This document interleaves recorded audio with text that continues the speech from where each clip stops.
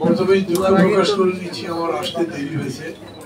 Crisis গ্রুপের একজন consultant হঠাৎ করে আসছেন, ওনার আর সময় নাই, উনি কথা বলতে চান এবং বুঝতে চান কি চলছে দেশে। আমি মনে করলাম যে ক্রাইসিস গ্রুপকে আমাদের ক্রাইসিস সম্পর্কে একটু বলা উচিত। এই কথা বলতে গিয়ে একটু দেরি হলো। আপনারা কিছু লস করেনি আমার মনে হয়, আমি লস করেছি। মানে যেমন সালামের বক্তৃতা তো শুনলাম, কিন্তু দাদার বক্তৃতা শুনতে পারলাম না, অন্যদেরও বক্তৃতা শুনতে পারলাম না। আমি গত কালকে দুটো টক শোতে ছিলাম, গিয়ে শুনলাম যে একেবারে 6 লাখ নাকি হয়ে গেছে শাহবাগ চত্বর। আহত যুদ্ধ কি বলে, এই যে আন্দোলনের মধ্যে দিয়ে আহত যারা, তারা তাদের আত্মীয় স্বজন বন্ধু বান্ধব সবাই মিলে সেখানে অপেক্ষা করেছেন।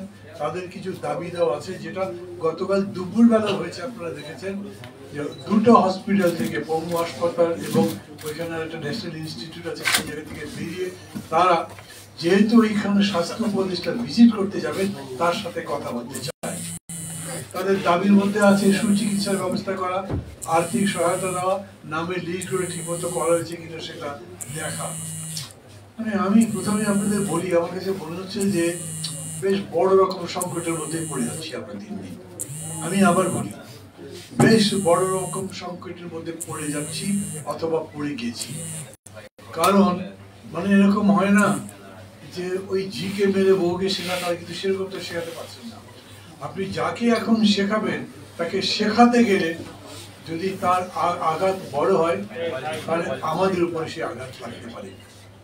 অবাক লাগে আমার, কত সমস্ত আশা আকাঙ্ক্ষা নিয়ে দেশের মানুষ ডক্টর ইউনূসের মতো এত বড় একজন ব্যক্তিত্বকে প্রস্তাব করে বিদেশ থেকে ডেকে এনে রীতিমতো সম্বর্ধনা দিয়ে দায়িত্ব দিল। উনি এই 1000, 10, 15, 20 আহত যে সমস্ত বীর যোদ্ধারা শৈলতন্ত্রের বিরুদ্ধে, ফ্যাসিবাদের বিরুদ্ধে এত বড় আত্মত্যাগ করে তাদের পরাজিত করলেন, তাদের চিকিৎসার ব্যবস্থা করতে পারেন না। ওনাকে সবাই বলে উনি খুব বড় পারফর্মার, করে দেখিয়েছেন।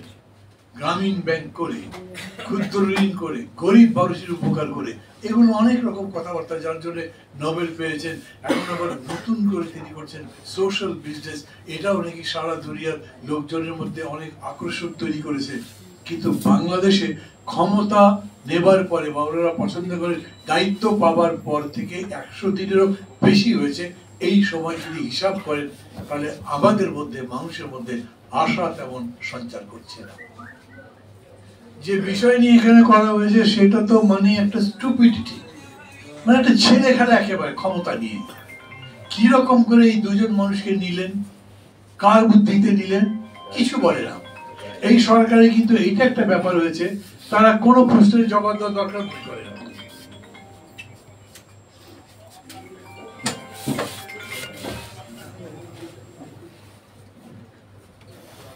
তারা কোনো প্রশ্নের জবাব দেওয়া দরকার মনে করেন। এই জন্য আমি বলছি, ধরেন এই যে আমরা সবাই বলছি, এই দুজন মানুষ বিশেষ করে কি করে আসলো উপদেষ্টা পরিষদে, কার পছন্দ, কে তাদের নাম প্রথম বললেন? আপনাদের মনে আছে, সবাই যখন নির্বাচনের কথাবার্তা জিজ্ঞেস করছেন, তখন প্রধান সেনাপতি বলেছিলেন 1.5 বছরের মধ্যে দেশে নির্বাচন করা সম্ভব। সেনাপতি বলে কথা না, তাকে তো আর প্রশ্ন করা যায় না, কেউ করেনি। কিন্তু তার 1 দিন 2 দিন পরে আইন উপদেষ্টা বলেছিলেন সংস্কার করে আগামী বছরের মধ্যে, মানে 25 সালের মধ্যেই নির্বাচন দেওয়া সম্ভব। 1 দিন বা 2 দিন পরে তিনি বলেছেন। এই কথা বলবো আর আমি কেউ নই, এটা কেবল প্রধান উপদেষ্টা বলতে পারেন। আমাদের দেশে বর্তমানে যে উপদেষ্টা নিয়োগ করা হয়, সেটা কিভাবে? কেবলমাত্র প্রধান উপদেষ্টাই সে ব্যাপারে চূড়ান্ত কথা বলতে পারেন। উনি যদি বলেন একে আমি রাখতে চাই ক্যাবিনেটে, যদি বলেন না উনি থাকতে পারবেন না, তাকে আমি পছন্দ করছি, তাহলে তিনি থাকতে পারবেন না। আমি আপনাদের এই সমাবেশ থেকে, আপনারা অনেক রকম দাবি হয়তো করেছেন, কিন্তু আমি প্রথম বলি, আমি জানতে চাই কার পরামর্শে এই দুজনকে দেওয়া হয়েছে, কি বিবেচনা? এত বড় অভ্যুত্থান, এত রক্তদান, কতগুলো বছর ধরে সংগ্রাম, তারপরে যে বিজয়টা হলো, বিজয়ের পরে এমনিতেই সরকারকে আমি খুব দ্বিধান্বিত দেখি। তারা এই যে ফ্যাসিবাদের পরাজয়ের পরে বাংলাদেশে গণতন্ত্র কিরকম করে আনবেন, গণতান্ত্রিক ব্যবস্থা কিরকম করে প্রতিষ্ঠা করবেন, একটা ভালো নির্বাচন কিরকম করে করবেন, এই সম্পর্কে কোনো স্পষ্ট ধারণা আমাদের কাছে দিতে পারেননি, কোনো কথাও বলেননি। শুধু গতকালকে আজারবাইজানে একটা সংবাদ সংস্থার সাথে সাক্ষাৎকারের সময় ডক্টর ইউনূস বলেছেন নির্বাচনের তারিখ আসবে সংস্কারের সাথে সাথে। আবার বলি আপনাদের, অনেকে বলছেন আগে সংস্কার করেন তারপরে নির্বাচন। তারা ঠিক কি বুঝে বলছেন তা আমি জানি না। কাজে সংস্কার শেষ হওয়ার জিনিস নয়। একটা রাষ্ট্রকে আপনি প্রতিনিয়ত উন্নত করতেই থাকবেন। একটা বিষয়ের উপরে আপনি কাজ করবেন সেটাকে আরো সুন্দর দেখাবার জন্য। এটার শুরু নাই শেষও নাই, এটাই এইভাবেই চলছে। পৃথিবী এইরকম করেই বদলাচ্ছে, মানুষও এরকম করে বদলাচ্ছে। সেই কারণে সংলাপ শেষ, সংস্কার শেষ করবেন কোথায় এরকম বলবার জায়গা নাই। বরঞ্চ এটাই হচ্ছে সত্যি যে সংস্কার চলতে থাকবে, যতদূর চলবে ততদূর করব আমরা। এই সরকারকে বলতে হবে বা আমরা তাদেরকে বলতে পারি আপনি কি কারণে কতদূর সংস্কার করবেন। যেভাবেই দেখেন এই পুরো আন্দোলন হয়েছে কেন? গণতন্ত্রের জন্য তো। কথা বলতে দেয় না, জোর করে গ্রেপ্তার করে নিয়ে যায়, হত্যা করে, গোপনে হত্যা করে, আয়না ঘরে নিয়ে যায়। ব্যভিচার শুধু নয়, একটা বিভীষিকা বাংলাদেশে তৈরি হয়েছিল, আমরা তার থেকে মুক্তি চেয়েছি। নির্বাচনটা ধ্বংস করে দিয়েছিল। আমরা বলেছি এরকম নির্বাচন আবার হতে হবে যেটা সবার কাছে গ্রহণযোগ্য। এটাই তো মূল। বলতে পারেন আমরা ভালো চিকিৎসার ব্যবস্থা চাই, সেটাই সরকার দেবে, অন্তর্বর্তী সরকার দেবে। আমরা যখনই বলছি এই সরকারের পদত্যাগ চাই, মানে আওয়ামী লীগ আমলে, আমরা জানি যে সাথে সাথে একটা নির্বাচিত সরকার আসবে না, একটা অন্তর্বর্তী সরকারই আসবে। আমরা বলেছি অন্তর্বর্তী সরকার, অনেকেই বলেছিলেন কেয়ারটেকার গভর্নমেন্ট বলে, কিন্তু কেয়ারটেকার সরকার বলিনি। কেন? কেয়ারটেকার সরকার মানে 3 মাসের সরকার। 3 মাসের মধ্যে সে সবকিছু করতে পারবে? নাও পারতে পারে, কারণ এর আগের কেয়ারটেকার সরকার 3 মাসে পারে নাই, 2 বছর লেগেছিল। আর এখনকার পরিস্থিতি দেখেন, এই বিগত সরকার পুরো প্রশাসনকে নিজের দলীয়করণ করবার জন্য এতই অন্যায় অত্যাচার করেছে যে পুলিশ বাহিনী শুধু টাকা কামাই করাইকে মনে করেছে তাদের কাজ।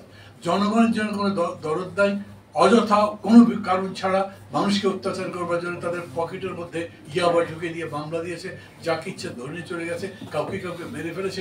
ওই পুলিশের উপরে যখন আন্দোলন হয়েছে তখন মানুষ তলিকে যাবেই, তাদের রাগ তার প্রকাশ হবে, ক্ষোভের প্রকাশ হবে। এবং দেখেছেন হয়েছে অনেক জায়গাতে, পুলিশকে পিটিয়ে মানুষ হত্যা করেছে, তারপরে গাছের মধ্যে ঢুকিয়ে দিয়েছে। কাজ খুব ভালো হয়েছে কি মন্দ হয়েছে ওসব বিতর্কের মধ্যে যাচ্ছি না। গণ আন্দোলনের জোয়ারের মধ্যে ঘটেছে, কিন্তু আমরা বলেছি এটা বন্ধ করতে হবে, বন্ধ হয়েছে। এবং তারপরে পুলিশ ভয়ে আর আসে না। এই পুলিশ কতদিনে আসবে? কতদিনে পুলিশ একটা হবে যাকে দিয়ে ভোট করানো যাবে? কতদিনে একটা প্রশাসন হবে যে প্রশাসন দিয়ে ভোট করা যাবে? কতদিনে একটা নির্বাচন কমিশন হবে ভালো, যে নির্বাচন কমিশন সারা দেশে গ্রহণযোগ্য ভোট করতে পারবে? এটা ওনারা বলবেন, আমি বলবো? পুলিশকে সাজাবার কাজ আমি করতে পারবো? আমি কি সরকারে আছি? সালাম কি সরকারে আছেন? এই সালাম সরকারে আছেন, বিএনপি কে সরকারে আছে, তারা সরকারে আছেন, তারা বলবেন আমরা নির্বাচনের উপযোগী প্রশাসন সামগ্রিক যা যা লাগে তা এতদিনে তৈরি করতে পারবো। ধরেন তাতে যদি 2 বছর সময় লাগে, সেই 2 বছরের মধ্যে তারা যদি একটা ভালো ওষুধ নীতি করেন, ভালো স্বাস্থ্য নীতি করেন, ভালো চালের নীতি করেন, ভালো বিচার ব্যবস্থা করেন, করুক, আমরা তো মানা করছি না। জনগণের কল্যাণের জন্য যা যা করা যায় করবেন। কিন্তু প্রধান কাজ কি আপনার? প্রধান কাজ হচ্ছে আপনি গণতন্ত্র নির্মাণ করবার জন্য একটা গ্রহণযোগ্য নির্বাচনের ব্যবস্থা করবেন। বিএনপির কোনো কোনো নেতা আমি বলেছি মাঝে মাঝে, ভাই আপনারা এমন এমন টাইমে এমন কথা বলেছেন, লোকজন একটু ভুল বুঝেছে, কিন্তু তাদের দাবি তো ঠিক ছিল। আপনাকে রোডম্যাপ দিতে হবে। আপনি বলবেন না আপনার এই সংস্কার করে নির্বাচনে যেতে কতদিন লাগে? আপনি কি অনির্দিষ্টকাল ক্ষমতায় থাকতে পারেন নাকি? অন্তর্বর্তী সরকার কেন তাহলে? অন্তর্বর্তী সরকার মানেই হলো একটা সরকার থেকে আর একটা সরকারে যাওয়ার মধ্যেকার সময়। তার একটা সরকার কতদিনে যেতে পারবেন বলবেন না আপনি? আপনিই তো আছেন, আমি তো বলবো। ওনারা এইটা এখন পর্যন্ত বলেননি। আমরা বললাম যে আপনারা পারছেন না, অনেকগুলো সমস্যা হচ্ছে। এই যে আহত যারা, যাদের জীবন গেছে, এদের ক্ষতিপূরণ দেওয়া, তাদেরকে সাহায্য করা, তাদেরকে চিকিৎসার জন্য সাহায্য দেওয়া, এগুলো দিতে পারছেন না কেন? কতগুলো লোক ইয়ে হয়েছে, আহত আছে, এখন হসপিটালে কতগুলো আছে, লিস্ট যদি করে গেলে 15,000। আচ্ছা 1 কোটি টাকা করেও যদি দেন, খুব সরাসরি আমি বলি, এই আহত লোককে যদি 1 কোটি টাকা করেও দেন, অনেক বেশি বলছি, খুব বলতে পারি, কিন্তু তাহলে কত হবে? 15,000 কোটি টাকা, 7 লক্ষ 8 লক্ষ কোটি টাকার বাজেট আমার দেশে, যারা দেশ রক্ষা করলো প্রায় জীবন বাজি রেখে, তাদের এই টাকা দিতে আপনাদের এত সময় লাগবে কেন? এত গড়িমসি কেন? কেন পারলেন না? সেই জবাবটা আমি চাইতে পারি এখন। সেই জবাব চাইলে যদি আপনার মনে কষ্ট হয়, আপনি জবাব দিতে না পারেন, তাহলে বলছি আপনি আমার কথার জবাব না দিলেও জনগণের কথার জবাব আপনাকে দিতে হবে। একইভাবে এই কথা বলছি, কেন এরকম দুজন লোক উপদেষ্টা পরিষদে গেল, তারও জবাব আপনাদেরকে দিতে হবে। আমাদের একটা সমস্যা হয়েছে কি, যখনই সরকারটা আসছে, আমাদের এই সরকার, তো আমরাই প্রস্তাব করেছি, আমরা বলেছি যে ঠিক আছে, এই সরকারকে আমরা সমর্থন দেব। আমি আমার কথা বলছি ভাই, আমি সব সময় বলেছি এই সব সমর্থন নিঃশর্ত নয়, আপনি ঠিক মতো চলবেন তাই সমর্থন করব। আমরা বিশ্বাস করি যে আপনারা এতদিন রাজনৈতিক ক্ষমতার লড়াই ছিলেন না, অতএব আপনারা ক্ষমতা দখলের চেষ্টা করবেন তার দরকার নেই। ডক্টর ইউনূসকে আমি সামনাসামনি বলেছি, উনি আমার শিক্ষক, আমি প্রায় সময় বলি, তার সাথে আমার সেরকম সম্পর্ক আছে। আমি বলেছি আপনি কি আরো বেশি দিন ক্ষমতায় থাকার ধান্দায় আছেন নাকি? মানে কি বলো? আমরা বললাম এই কারণে যে আপনি তো অনেক বড় মানুষ, বাংলাদেশের প্রধান উপদেষ্টার চাইতে ডক্টর ইউনূস ব্যক্তিগতভাবে অনেক বড়। এই জন্য আমি বিশ্বাস করি, মানুষ বিশ্বাস করে যে আপনি ক্ষমতার জন্য ধান্দাবাজি করবেন না। বলে না, করবো না তো, দিয়ে দিতে চাই ক্ষমতা যত তাড়াতাড়ি। ওখানে গিয়েও বলেছেন, আজারবাইজানও বলেছেন, আমরা যত তাড়াতাড়ি নির্বাচন দিতে পারি সেটার চেষ্টা করব। তাই যদি হয় তাইলে সেই কাজগুলো করেন। আমি ওই বিষয়ে যাবো না, লম্বা কথাবার্তা। কনস্টিটিউশন চেঞ্জ করবেন, কনস্টিটিউশনে এক একজন এক এক রকম প্রস্তাব দেবে, সেগুলো মিলাবেন কিরকম করে, কারোর সাথে তো কথাই বলেন না। আমি কি চাই আর সালাম কি চাই জানেন না তো? তাহলে আমার সালামের মধ্যে ঝগড়া লাগলে আপনি মেটাতে পারবেন? আমরা দুজন ঝগড়া করলে সেই সংস্কার করতে পারবেন? অবশ্যই সংস্কার বলেন যাই বলেন, এই অন্তর্বর্তী সরকার চাপিয়ে দেওয়ার ক্ষমতা রাখে। তাদেরকে সমস্ত শক্তিকে, যারা যারা অংশী, তাদের সাথে কথা বলে যেটার ব্যাপারে ঐকমত্য আছে সেই কাজগুলো করবেন। যেটা মেলে নাই বলবেন এগুলো মেলে নাই, আগামী দিনের সংসদ, আগামী দিনের সরকার এই সংস্কারগুলো করবে। আমরা মনে করি এই সংস্কারগুলো করা উচিত। এমনকি অন্তর্বর্তী সরকার তো প্রস্তাবও করতে পারেন যে এই সংস্কার করলে বাংলাদেশ ভালো জায়গায় যাবে। আমাদের লক্ষ্যটা কি ছিল? এত বড় জীবন দেওয়া লড়াই কেন হলো? কারণ সবাই গেছে বাংলাদেশটা বলতে যাবে, সবাই যে বাংলাদেশে অত্যাচার, নির্যাতনের, শোষণের, বঞ্চনার দেশ, বৈষম্যের দেশ, সেটা অবসান হোক। সেই জায়গাতে আমরা একটা সুন্দর বাসযোগ্য ভালোবাসার মতো একটা দেশ করতে চাই। তো সেটা যদি করতে চাই তাহলে সেই রকম করেই তো সংস্কার করতে হবে, সবাই মিলে করতে হবে। সেই জায়গাতে ধান্দাবাজ লোকজনকে আপনি উপদেষ্টা বানাবেন, ধান্দাবাজ লোককে আপনি বড় বড় অফিসের জায়গায় দেবেন, সেটা করতে হবে না। আর জিজ্ঞেস করলে কোনো জবাব দেবেন না। রাষ্ট্রপতি থাকতে পারবে না, হুলস্থুল হয়ে গেল না? উনি তো আছেন, কেন আছেন? সরকার বলেছে কিছু? আছেনই কেন আর চলেই যাবেন কেন? কিছু তো বলেননি।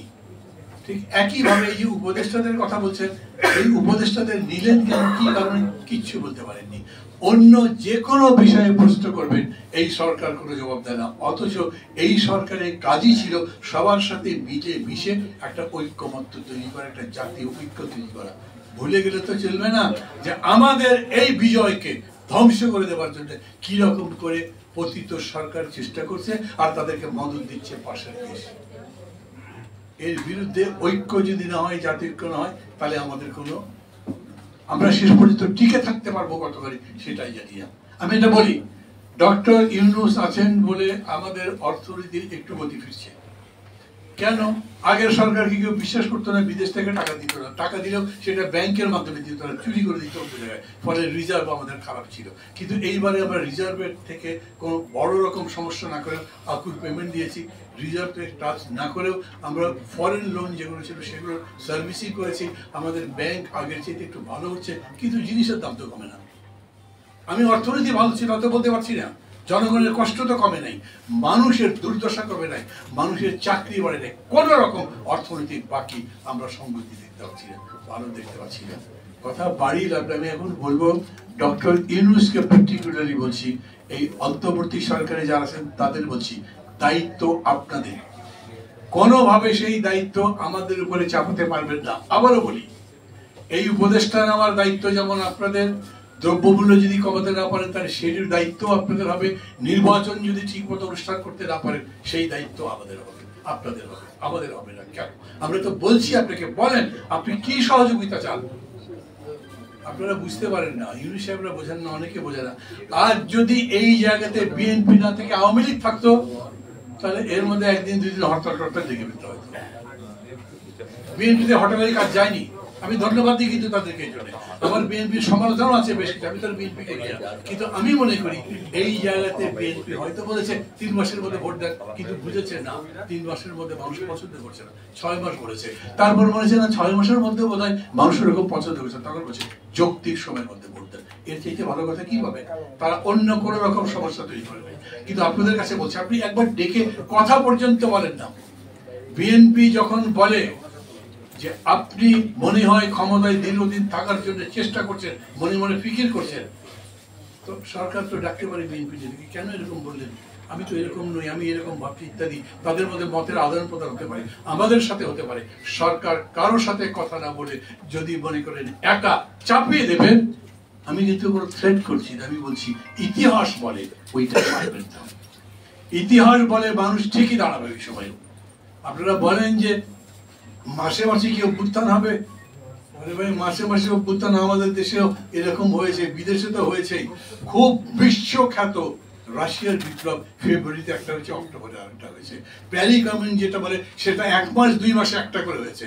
মানুষ জাগতে পারে যদি তাদের মধ্যে সেই সমস্যায়। মানুষ চায় যে আমরা এখন আর লড়াই করতে চাই না, এখন নিজেরা গুছিয়ে একটা দেশ ভালো মতো করতে চাই, গণতন্ত্রের দেশ করতে চাই, নির্বাচনের ব্যবস্থা করতে চাই এবং বৈষম্য দূর করতে চাই। ড্রাইভিং সিটের সরকার, তাদের উপরই দায়িত্ব, তারা এই কাজটা করবেন। আজকের দিন আমরা এই প্রত্যাশা করি, আর সবাই একই সাথে সজাগ থাকি যাতে আগামী দিনে দরকার যদি লাগে তাহলে আমরা এই